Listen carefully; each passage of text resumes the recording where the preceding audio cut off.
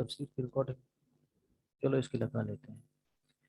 دیکھیں بسم اللہ الرحمن الرحیم، نکاح کا بیان۔ اپنی اور اپنے اولاد کی نکاح میں زیادہ اس کا خیال رکھو کہ دیندار عورت سے ہو، دولت حشمت پر زیادہ خیال مت کرو۔ سمجھ آ گئی بات؟ تو نکاح کے اندر سب سے زیادہ کیا ہے؟ دین کا لحاظ رکھنا چاہیے۔ یہ بات دیکھو بھائی، لڑکا نماز پڑھتا ہے نہیں پڑھتا، انکم پوچھنے سے پہلے، ٹھیک ہے، جاب پوچھنے سے پہلے یہ پوچھا کریں کہ بھائی لڑکا نماز پڑھتا ہے نہیں پڑھتا۔ ہم سب سے پہلے پوچھا لڑکا کیا کرتا ہے،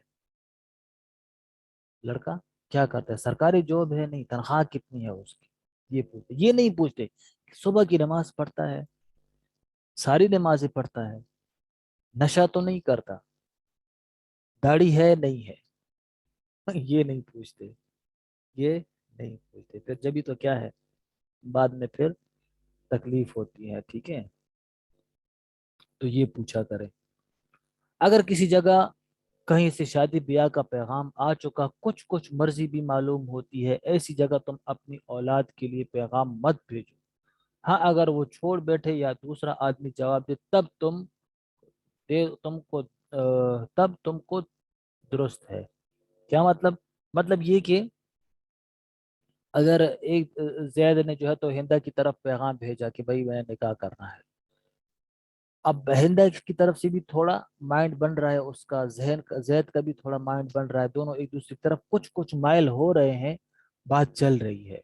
تو اب امر کو یہ نہیں چاہیے کہ بھائی وہ بھی کیا کرے، فوراً سے ہندا کی طرف پیغام بھیج دے کہ بھائی میں نے کرنا ہے، یہ نہ کرے۔ اب سمجھا گئی بات کہ جب دونوں ایک دوسرے کی طرف وہ مائل ہو رہے ہیں تو پھر تیسرے بندے کو ان کے پیغام نکاح کے اوپر نکاح بھیجنا، پیغام بھیجنا یہ جائز نہیں ہے، اللہ کے رسول نے اسے منع فرمایا ہے۔ ہاں اگر یہ ہو کہ بھئی لڑکی نے جو ہے تو بالکل صاف انکار کیا ہو، لیکن زید جو ہے تو وہ لگا ہوا ہے، اس کو منانے کی کوشش کر رہا ہے، لیکن لڑکی نے بالکل کہہ دیا نہیں بھائی تم تو نماز ہی نہیں پڑھتے، تمہارے ساتھ میرا کیسے جو جوڑ بن سکتا ہے، میں نے نہیں کرنا، نشہ کرتے ہو، سگریٹ پیتے ہو، تمہارے ساتھ نہیں کرنا میں نے۔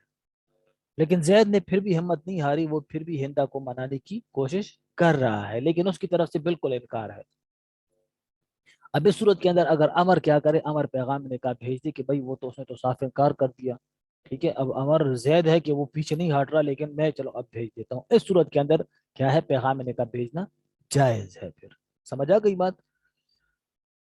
میاں بیوی تنہائی کے خاص معاملات کے اندر دوستوں سے ذکر کرنا، مطلب کہ آپس میں تعلقات جو ہوتے ہیں وہ میاں بیوی کے، وہ کسی اور کے سامنے نہیں ذکر کرنے چاہیے، ٹھیک ہے۔ عورتوں کو بھی اپنی عورتوں کی سہیلیوں کے درمیان، مردوں کو مردوں کے درمیان، ٹھیک ہے، جو پوشیدہ معاملات ہیں وہ ذکر نہیں کرنا چاہیے۔ اچھا، اگر نکاح کے معاملے میں تم میں سے کوئی صلاح مشورہ لے تو اگر اس کو کوئی موقع یا اس موقع کی کوئی خرابی برائی تم کو معلوم ہو تو اس کو ظاہر کر دو، یہ غیبت حرام نہیں، ہاں خواہ مخواہ کسی کو برا مت کہو۔ ہند کی طرف زید کا پیغام نکاح آیا، ہند نے آپ سے پوچھا بھائی زید کا پیغام نکاح ہے، زید کیسا لڑکا ہے، زید کیسا لڑکا ہے؟ اس نے آپ سے پوچھا، آپ کو پتہ ہے کہ بھائی زید نے تو پہلے 3 عورتوں کو طلاق دے دی ہے، ٹھیک ہے، آپ کو پتہ ہے اس بات کو، آپ کہو کہ بھئی اگر میں یہ بات ظاہر کروں تو زید کی غیبت نہ ہو جائے، تو کہہ رہے نہیں یہ زید کی غیبت نہیں ہے، یہ ہند کی زندگی کا سوال ہے، ٹھیک ہے، تم اگر یہ ظاہر کرنا چاہو تو کر سکتے ہو، اس کے اندر کوئی گناہ نہیں ہے، لیکن یہ کہ اگر کوئی برائی معلوم نہیں ہو تم یہ زید تو پتہ نہیں، ٹھیک ہے دیکھ لو، اب مشورہ کر لو، اب یہ تمہارا جو سٹائل ہے نا، اس طرح کی بات کرنا، یہ کیا ہے، اگلے بندے کو وسوسے میں ڈالنے والی بات ہے۔ بھئی اگر بھائی ہم نے تو اس میں ابھی تک کوئی برائی نہیں دیکھی، بس صاف سی بات ہے، ٹھیک ہے، لیکن یہ کہ بالفرض زید کے ساتھ بنتی نہیں ہے، اور ہندا جو ہے تو اچھا اچھا رشتہ ہے اس کے لیے ہندا کا، اور اب آپ نے کوئی برائی بالفرض دیکھی نہیں ہے، پھر بھی جو ہے تو سر ہلا کے زید تو پتہ نہیں اس میں تو ابھی تک کچھ دیکھا نہیں ہے، لیکن پھر بھی معلوم کر لو محلے والوں سے، کیا پتہ چلتا ہے، یہ اس طرح باتیں نہیں کرنی چاہیے، اگلا بندہ وسوسے کے اندر مبتلا نہ ہو جائے، ٹھیک ہے۔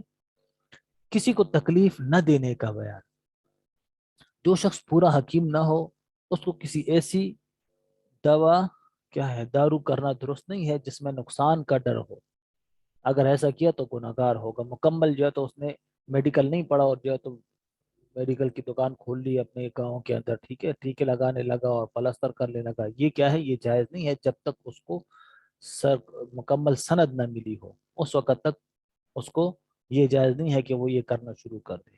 سمجھ آ گئی بات؟ ایسی صورت کے اندر اگر کسی کا نقصان کر دیا تو ضامن بنے گا. ویسے اگر ڈاکٹر کے ہاتھ سے جو ہے تو کوئی اگر مر جاتا ہے تو اس کے اوپر تو قصاص وغیرہ نہیں آتا نا، کیونکہ وہ تو ڈاکٹر ہے، اس کو تو سند ملی ہے. لیکن اگر ڈاکٹر نہ ہو اور اس نے کسی کا علاج کیا اور وہ آدمی مر گیا یا اس کو کوئی نقصان ہو گیا، کوئی عضو اس کا خراب ہو گیا، تو پھر اس کا دینا پڑے گا، قصاص دینا پڑے گا. اچھا، دھار والی چیز سے کسی کو ڈرانا چاہے مذاق میں ہو منع ہے، شاید ہاتھ سے نکل پڑے. چھری ہو گئی، سمجھ گئے، پستول ہے، یہ کھیلنے والی چیزیں نہیں ہیں. کسی کو سامنے کرنا ایسے ٹھیک ہے، اس کی نوک آگے کرنا یہ جائز نہیں ہے، بلکہ یہاں تک منع کیا ہے شریعت کے اندر کہ اگر چھری لے کر تم بازار میں چلو تو اس کی نوک آگے کی طرف مت کرو، نیچے کی طرف کرو. ٹھیک ہے، آگے کی طرف اس کی نوک کرو گے، کیا پتا کہ کوئی سامنے سے آئے اس کو لگ جائے. یہ نہیں کرنا چاہیے. ٹھیک ہے، کسی کو نقصان نہ پہنچے. شریعت نے انسان کا اتنا لحاظ رکھا ہے کہ چیزوں کے لے جا ایسی چیز جو نقصان پہنچانے کا خدشہ ہو اس کے لے جانے کے اندر بھی اللہ تعالیٰ نے اور اللہ کے رسول نے، شریعت نے احتیاط کا حکم دیا ہے. چاقو کھلا ہوا کسی کے ہاتھ میں مت دو. ٹھیک ہے، یا تو بند کر کے دو یا چارپائی وغیرہ پر رکھ دو، دوسرا آدمی اٹھا لے. دیکھو کتنا احتیاط ہے. چاقو دو تو کسی کو اس کے، ظاہر ہے کہ اگر آپ چاقو دو گے تو دست آپ کے ہاتھ میں ہوگا اور نوک اس کے ہاتھ میں ہوگی. ہاں، تو اب اگر نوک اس کے ہاتھ میں آپ تھماؤ تو پھر کیا ہوگا؟ اس کو نقصان پہنچنے کا خدشہ ہے. اور اگر نوک خود پکڑو اور اس کا دستہ اس کے ہاتھ میں پکڑاؤ پھر بھی اس کو نقصان، آپ کو نقصان پہنچنے کا خدشہ ہے، آپ کا ہاتھ کٹ جائے گا. تو کہا نہیں ایسے نہ دو، یا تو بند کر دو اور یا یہ کہ چارپائی کے اوپر کسی زمین کے اوپر رکھ دو، کہو بھائی یہاں سے اٹھا لو، یہاں سے لے لو. ہاں، یہاں سے لے لو. سمجھ آ گئی بات؟ اچھا جی، یہ دیکھو وہ کہتے ہیں نا زلیخا کی کہانی ختم ہو گئی اور پوچھ رہے ہیں زلیخا مرد تھا یا عورت تھا. یا تو ابھی شریک ہوئی ہیں کلاس میں، اور یا اگر کلاس میں تھیں تو تھی ہی نہیں. کیا آج تو بہشتی زیور کا سبق نہیں ہے؟ بھائی جاگ کے بیٹھا کرے، جو درمیان میں آئے نا کلاس میں تو پھر وہ کلاس کے بارے میں نہ پوچھا کرے کہ بھائی یہ آج کون سی کلاس ہے. جب شروع سے شریک نہیں ہوئے تو پھر دوبارہ درمیان میں نہیں پوچھنا چاہیے، اور اگر شروع سے شریک تھے تو پھر درمیان میں پوچھنے کا تو کی نہیں بنتا. شروع کے اندر بات ہو گئی کیا. السلام علیکم. وعلیکم السلام ورحمۃ اللہ استاد جی. اچھا استاد جی، چلیں استاد جی آ گئے، باقی انشاءاللہ کل پڑھتے ہیں. ٹھیک ہے، السلام علیکم ورحمۃ اللہ.